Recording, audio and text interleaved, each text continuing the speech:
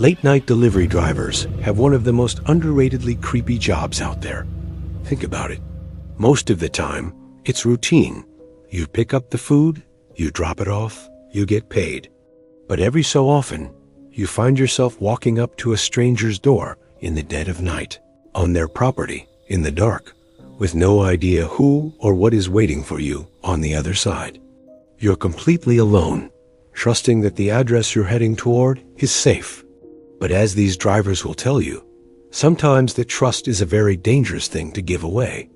The following stories come from real drivers who realized, a little too late, that some deliveries aren't just about the food, and some customers aren't waiting alone.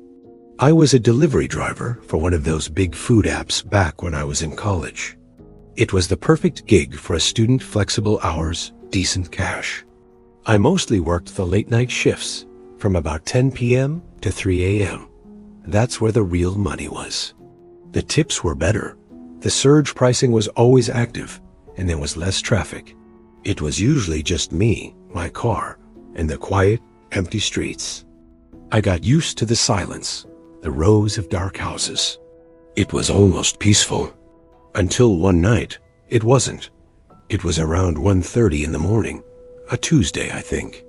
I was about to call it a night when a new order popped up on my phone. My eyes went wide when I saw the payout.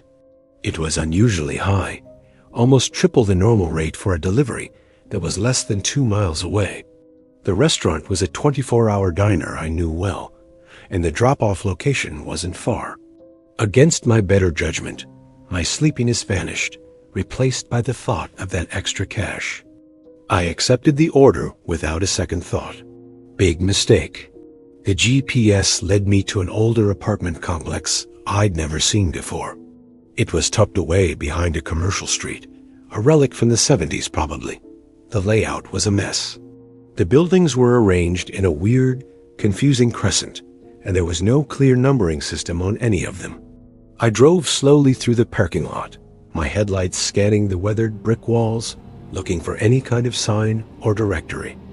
Nothing. The place was eerily quiet, with only a few cars scattered around. Most of the windows were dark. I parked my car and double-checked the delivery instructions in the app. The customer's name was just a single initial J. The address was there, but the apartment number field was completely blank. That was the first red flag. Usually, if a customer forgets to add their apartment number, they'll quickly message you. So, I typed out a quick, polite message. "Hi, I'm here with your order. I'm having trouble finding your apartment. Which unit are you in?" I sent it and waited. A minute passed. Then two. No response. I was starting to get annoyed. I was thinking about starting the 8-minute timer the app gives you before you can cancel an order and keep the food. Just as I was about to tap the button, my phone buzzed. It wasn't a reply through the app. It was a direct text message from an unknown number. The message was short, just 6 words. 3rd building, top floor, doors unlocked. My stomach did a little flip. That message set off every alarm bell in my head. Why a direct text? How did they get my number? The app is supposed to anonymize it. And the phrasing, doors unlocked, no one says that. People say, the door is open or just come in, or they give you a gate code. Doors unlocked sounded like an invitation, but not a friendly one. It felt deliberate. I should have canceled right then and there. I really should have. Any sane person would have driven away. But the huge payout was nagging at me, and a stupid, morbid curiosity took over. I've always been a fan of horror movies, and part of my brain was treating this like some kind of real-life scary story I could tell my friends later. So I grabbed the food bag, got out of my car, and locked it. Twice. I headed toward what I assumed was the 3rd building in the crescent. The main entrance to the building was a heavy glass door that was, unsurprisingly, unlocked. The lobby was empty and smelled of dust and old cigarettes. The elevator had an out-of-order sign taped to it, so I was stuck with the stairs. I pushed open the door to the stairwell, and it was pitch black, The lights were completely out. I pulled out my phone and turned on the flashlight, its beam cutting a nervous, shaky path up the concrete steps. Each step echoed loudly in the confined space. The air was thick and cold. I passed the first floor, then the second. My own breathing sounded way too loud. As I climbed, I kept glancing over my shoulder, feeling like I was being watched from the darkness below. By the time I reached the top floor landing, my heart was pounding against my ribs. And there it was, just one single solitary door. No number, no peephole, no knocker. Just a dark wooden door at the end of a short, dim hallway. This had to be it. I walked toward it, my phone's light dancing across the peeling paint on the walls. I stood in front of the door for what felt like an eternity, listening. I couldn't hear a TV, or music, or people talking. Nothing. Just absolute silence. Holding the food in one hand, I used my free hand to knock. The sound was flat and dead, absorbed by the door. I waited. Still nothing. I knocked again, harder this time. Delivery. I called out, my voice sounding weak and shaky. Silence. My mind was racing. Maybe the person fell asleep? But then, why send that weird text? I remembered the message. Doors unlocked. I reached out, my hand trembling slightly, and wrapped my fingers around the cold brass doorknob. I hesitated, took a deep breath, and turned it. With a soft click, the lock disengaged. The door swung inward on its own, opening into pure, inky blackness. I pointed my phone flashlight inside. The beam swept across an empty room. There was no furniture, no rugs, no paintings on the walls, nothing. Just bare wooden floors and 4 empty walls. The air that flowed out smelled wrong. It was a heavy, damp, organic smell, like old wet leaves and something else. Something metallic and vaguely sweet. I did not step inside. I just stood there on the threshold, completely frozen, a cold dread washing over me. My brain was screaming at me to run. And that's when I heard it. A voice. It came from behind me, from the darkness of the stairwell I had just climbed. It was a low, raspy whisper. You can leave it inside. I whipped around, spinning on my heel, pointing my flashlight back down the stairs. The beam shot down into the darkness, illuminating the empty concrete steps. There was no one there. Absolutely no one. My blood ran cold. I hadn't heard the stairwell door open or close. I hadn't heard footsteps. The voice had been right behind me. I didn't wait for a second invitation. I backed away from the open doorway, my eyes still fixed on the empty stairwell. I slammed the apartment door shut, the sound echoing like a gunshot in the silent hallway. I didn't just run, I flew down those 3 flights of stairs, taking them 2 or 3 at a time, not even bothering with my flashlight. I burst out of the lobby door and sprinted across the parking lot to my car, fumbling with my keys. I threw the food bag onto the passenger seat, jumped in, and slammed the locks. My hands were shaking so hard, I could barely get the key into the ignition.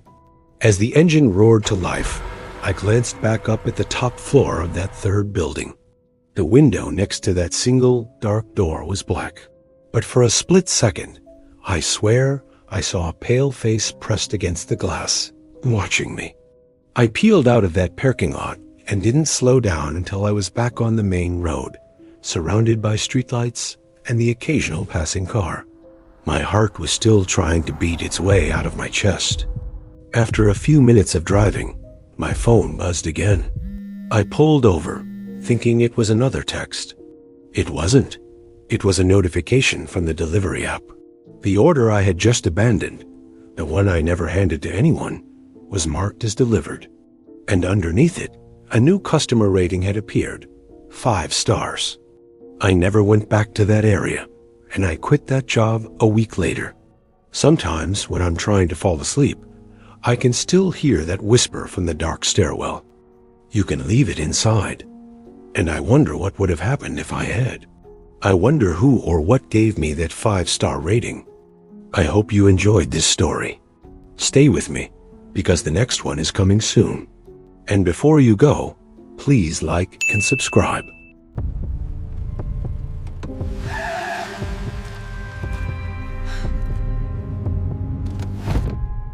Driving for a delivery service late at night, especially in the suburbs, can be kind of peaceful. The roads are empty. It's quiet. You just listen to your music or a podcast. But sometimes, that quiet can be broken in the most unsettling ways.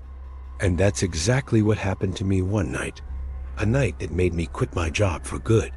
I was working an overnight shift, covering a sprawling suburban area just outside the city. It was around 2 in the morning, and I got a ping for a delivery to a house at the very end of a long, dark cul-de-sac. The kind of street where the houses are set far back from the road, and there is only one way in and one way out. I found the address, a pretty standard 2-story house. There were lights on inside, and I could hear the faint sound of a TV, which was always a reassuring sign. It meant someone was actually awake and expecting their food. I did the usual routine: grab the bag, walk up the path, leave the food on the doorstep, take the confirmation photo, and send the "your order has been delivered" message. Everything seemed completely normal.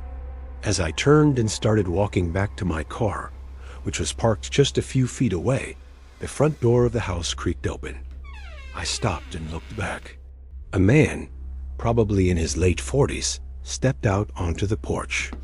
He wasn't holding a weapon or anything, just standing there in the doorway, silhouetted by the light from inside.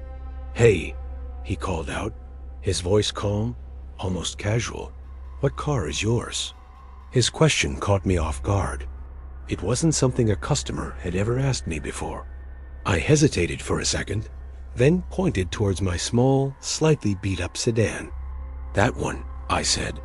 He just nodded slowly, his eyes fixed on my car. "Okay," he said, and then, without another word, he turned around, went back inside, and closed the door. The whole exchange was weird, but I tried to brush it off. Maybe he was just curious. Maybe he was worried I was blocking his driveway, even though I wasn't. I got back in my car, started the engine, and tried to forget about it. I pulled out of the cul-de-sac and turned onto the main road leading out of the neighborhood. As I glanced in my rearview mirror, a habit you develop from driving so much, I saw a pair of headlights pull out from the same street I had just left. They weren't right on my tail, but they were there. I didn't think much of it at first. It was 2 in the morning, but someone else could be leaving for a night shift or heading home.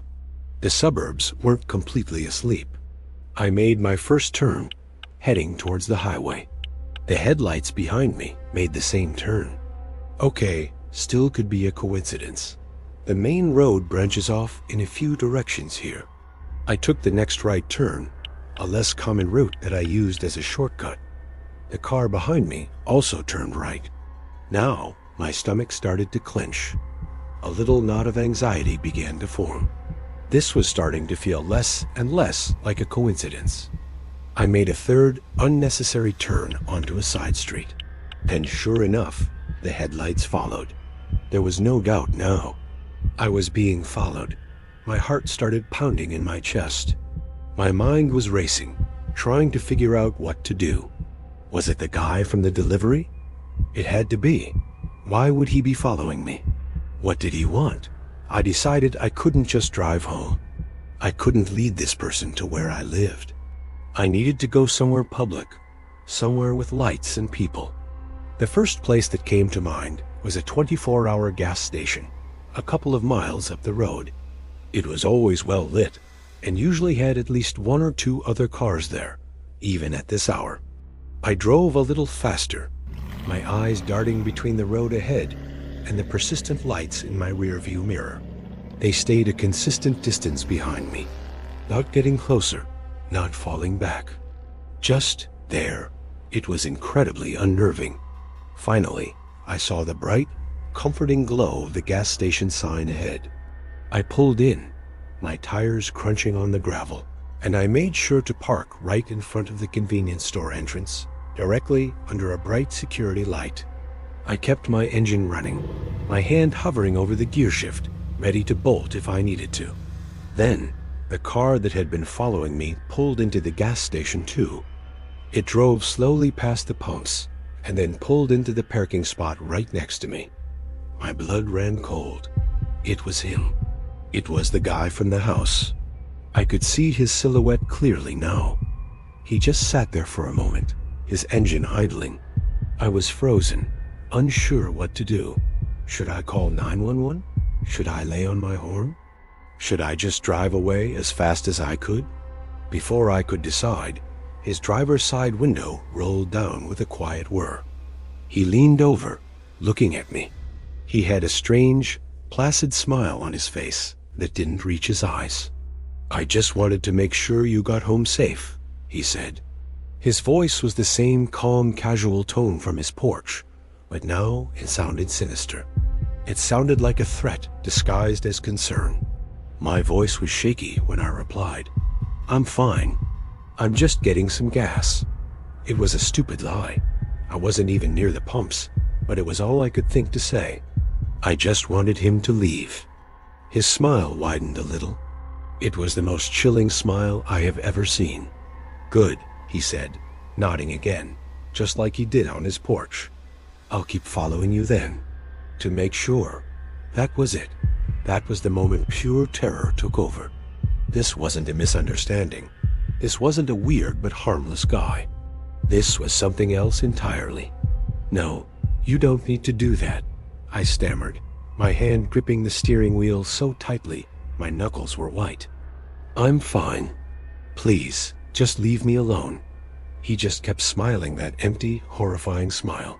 He didn't say another word. He just stared at me. I knew I couldn't stay there. I slammed my car into drive and peeled out of the gas station parking lot, not even caring which direction I was going. I just had to get away from him. I glanced in my mirror, my heart in my throat, expecting to see his headlights right behind me. But as I sped towards the next major intersection, I made a sharp turn and looked back. His car was still sitting in the gas station parking lot. He wasn't following me anymore. I didn't slow down, though. I drove straight to the nearest police station. The building was lit up, a beacon in the dark. I pulled into the parking lot, killed the engine, and just sat there, shaking uncontrollably. I explained to the officer at the front desk what happened. They took a report, but they said that since he didn't technically threaten me or do anything illegal, there wasn't much they could do besides maybe patrol that neighborhood a bit more. He hadn't broken any laws, just shattered my sense of security. I never did another delivery shift after that night. I couldn't. Every time I got in my car late at night, I would be constantly checking my rearview mirror, my stomach twisting with anxiety at every pair of headlights. That man's calm voice and chilling smile were burned into my memory. "I'll keep following you then." I don't know what he wanted, and I'm glad I never found out. But that single encounter was enough to make me realize that the simple, quiet job of delivering food in the dead of night could turn into a nightmare in the blink of an eye. Some doors are better left unopened. Like the video. Subscribe. Every click tells YouTube to share these real stories with more people who crave the truth in the dark. And it helps us keep bringing you deeper, stranger, and more unforgettable true accounts. Stay with us. The next story is waiting.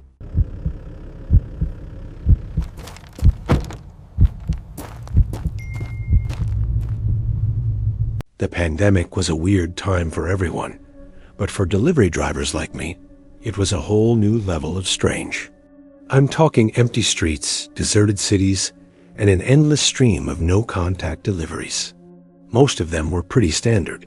Groceries, toilet paper, the occasional panic-bought inflatable pool. But then there was this one house. This one house that still gives me chills just thinking about it. It started about 3 months into lockdown. The address popped up on my app for a grocery delivery. It was a big, old Victorian-style house at the very end of a dead-end street, way out on the edge of town. The kind of place you see in movies right before something bad happens. The order was simple enough. Milk, bread, eggs, a few canned goods. Standard stuff. I pulled into the long, overgrown driveway. Weeds were cracking through the pavement, and the paint on the house was peeling in long, sad strips. It looked neglected. The instructions were specific. Leave on the front porch. Do not ring the bell. Thank you. Easy enough. I dropped the bags, snapped a photo for the app, and drove off. I didn't think much of it. A lot of people were paranoid back then, especially older folks. A week later, same house, same order. And the week after that, and the week after that. Every single Tuesday, like clockwork. The same basic groceries. Milk, bread, eggs, maybe a different kind of canned soup. Always the same instructions. Leave on the front porch. Do not ring the bell. I started getting curious. Who lived here? An elderly person, maybe, who couldn't get out. But what was weird was that the old bags were always gone. The porch was always empty when I arrived, ready for the new delivery. So someone was definitely there, collecting the food. But I never saw a light on, never heard a sound, never saw a single person. The place always felt completely dead. One day, I got a little brave. After dropping the bags, I lingered in my car for a few minutes, watching the house. I just wanted to see a curtain twitch, a door creak open, anything to prove someone was home. Nothing. It was like dropping food into a black hole. This went on for months. Tuesday after Tuesday, I'd make the trip to the creepy house on the hill. It became a strange part of my routine. I even started to feel a weird sense of responsibility for whoever was inside. Were they okay? Did they have anyone else? One Tuesday, the order was slightly different. Along with the usual groceries, there was a child's coloring book and a box of crayons. This really threw me. A kid? In that house? It seemed even more sad. I picked out the brightest coloring book I could find, one with happy animals on the cover. As I placed it on the porch next to the milk and eggs, I felt a heavy sense of unease. The house seemed darker that day, the air colder. The following week, the order was back to normal. No coloring book, but my curiosity was at an all-time high. I had to know who I was delivering to. I decided to break the rules. Just once, after I dropped the groceries, I walked up to the door and gently knocked. I waited. Silence. I knocked again, a little louder this time. Hello, delivery. Just wanted to make sure you got your groceries okay. The only response was the wind rustling through the dead leaves piled up against the porch steps. I tried the doorknob. It was unlocked. My heart was pounding. Every rational part of my brain was screaming at me to get back in my car and leave. But I couldn't. I pushed the door open. A wave of cold, musty air hit me in the face. The smell was awful, a mix of damp, decay, and something else. Something burnt. The foyer was empty, covered in a thick layer of dust. Cobwebs hung from the ceiling like grotesque chandeliers. There were dark, sooty stains creeping up the walls and across the floorboards. I stepped inside, my footsteps echoing in the cavernous silence. Hello? I called out, my voice sounding small and shaky. Is anyone here? I moved cautiously through the downstairs rooms. The furniture was all there, but it was draped in white sheets. Just like in the movies when a house has been empty for a long time. Everything was coated in that same thick layer of dust and grime, and the smell of smoke was stronger here. I looked up and saw the ceiling was blackened, charred from a fire. Then I saw them. On a dusty dining room table, sitting all by themselves, were the grocery bags. All of them. Every single delivery I had made for the past 6 months. The milk cartons were bloated and warped. The bread was covered in green and black mold. The eggs, well, you can imagine. The coloring book and crayons were there too, untouched. My blood ran cold. If all the food was here, rotting? Who was taking the bags off the porch every week? Who was placing the orders? I backed out of the room, my mind racing. One had to get out of there. As I turned to leave, I noticed a framed photo on the wall of the hallway, somehow spared from the worst of the dust. It was a family portrait. A smiling man and woman, and a little girl holding a teddy bear. She couldn't have been more than 7 years old. I bolted out of the house, jumped in my car, and floored it. I didn't stop driving until I was back in the brightly lit, bustling part of the city. My hands were shaking so bad, I could barely grip the steering wheel. The next day, I couldn't shake the image of that family, of all that rotting food. I did something I probably shouldn't have. I went to the local library and started looking through old newspaper archives online. I searched the address of the house, and there it was, an article from 5 years ago. Family of 3 perishes in house fire. The story detailed a tragic accident. A faulty wire, a fire that swept through the old Victorian house one night. A mother, a father, and their 7-year-old daughter. The photo in the article was the same one I saw on the wall. I never got another order for that house. The Tuesday deliveries just stopped. I don't know who was placing the orders. A glitch in the system? A ghost who didn't know they were gone, still trying to care for their family? I honestly don't have an answer. All I know is that for 6 months during the pandemic, I delivered groceries to a house full of ghosts. And sometimes when I drive down a quiet street late at night, I still think about that little girl. And I hope wherever she is, she has a coloring book and all the time in the world to use it. Thanks for watching, and I'll see you in the next one.